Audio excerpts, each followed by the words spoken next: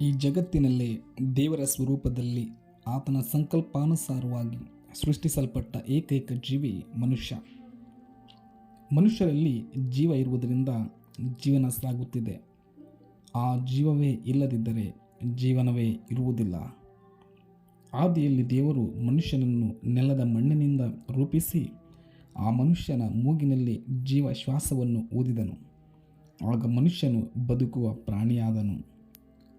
ಜೀವವಿಲ್ಲದ ಆ ಮಣ್ಣಿನ ರೂಪಕ್ಕೆ ಜೀವವನ್ನು ನೀಡಿದ್ದು ಜೀವಸ್ವರೂಪನಾದ ಜೀವಿಸುವ ದೇವರು. ಈ ಲೋಕದಲ್ಲಿನ ಯಾವುದೇ ರೀತಿಯ ತಾತ್ಕಾಲಿಕ ಕಷ್ಟ, ಸಂಕಟ, ಅವಮಾನ, ಕಣ್ಣೀರಿನ ಸಮಯದಲ್ಲೂ ಜೀವಸ್ವರೂಪನನ್ನು ತೊರೆಯದೆ ಆತನನ್ನೇ ಆತುಕೊಂಡು ಜೀವಿಸುವವರಿಗೆ ಈ ಲೋಕದಲ್ಲಿ ಆತನೇ ಅವರಿಗೆ ಸಮಾಧಾನ ನೀಡುವ ಸಮಾಧಾನದ ಪ್ರಭುವು ಹಾಗೂ ಮರಣಾನಂತರದ ನಿತ್ಯ ಜೀವನದ ಏಕೈಕ ನಿರೀಕ್ಷೆಯೂ ಆಗಿದ್ದಾನೆ. ಜೀವನದಲ್ಲಿ ಪ್ರೀತಿ ಮತ್ತು ನಂಬಿಕೆಯನ್ನು ಯಾವತ್ತೂ ಕಳೆದುಕೊಳ್ಳಬೇಡಿ. ಏಕೆಂದರೆ ಪ್ರೀತಿ ಎಲ್ಲರ ಮೇಲೆ ಹುಟ್ಟುವುದಿಲ್ಲ, ನಂಬಿಕೆ ಎಲ್ಲರ ಮೇಲೂ ಇರುವುದಿಲ್ಲ. ಪ್ರತಿಯೊಬ್ಬರ ಜೀವನವು ಅಮೂಲ್ಯ ಮತ್ತು ಮಿತಿಯನ್ನು ಹೊಂದಿದೆ.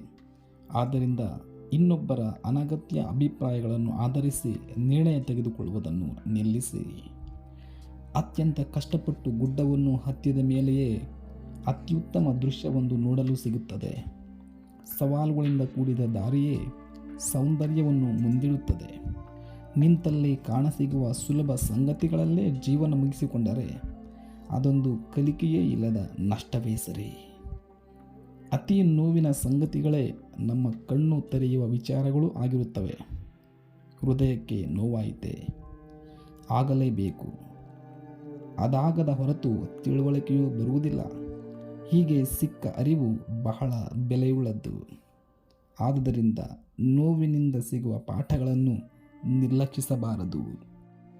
ಕೇವಲ ಕಠಿಣವಾದ ದಾರಿಗಳು ಮಾತ್ರ ಸುಂದರವಾದ ತಾಣಗಳಿಗೆ ಕರೆದೊಯ್ಯುತ್ತವೆ.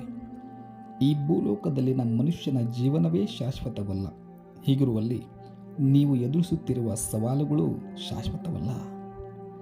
ಜೀವಿಸಲು ಜೀವನವನ್ನು ನೀಡಿದಾತನು ಎಲ್ಲ ಸವಾಲುಗಳನ್ನು ಎದುರಿಸಿ ಜೀವನ ಸಾಗಿಸುವ ಸಾಮರ್ಥ್ಯ ನೀಡುವುದಿಲ್ಲವೇ? ಹೀಗಿರುವುದರಿಂದ ಪಾಪಿಗಳನ್ನು ನೋಡಿ ಹೊಟ್ಟೆಕಿಚ್ಚು ಪಡಬೇಡ. ಯೆಹೋವನಲ್ಲಿ ದಿನವೆಲ್ಲ ಭಯಭಕ್ತಿಯುಳ್ಳವನಾಗಿರು. ಒಂದು ಕಾಲವುಂಟು, ನಿನ್ನ ನಿರೀಕ್ಷೆ ನಿರರ್ಥಕವಾಗದು.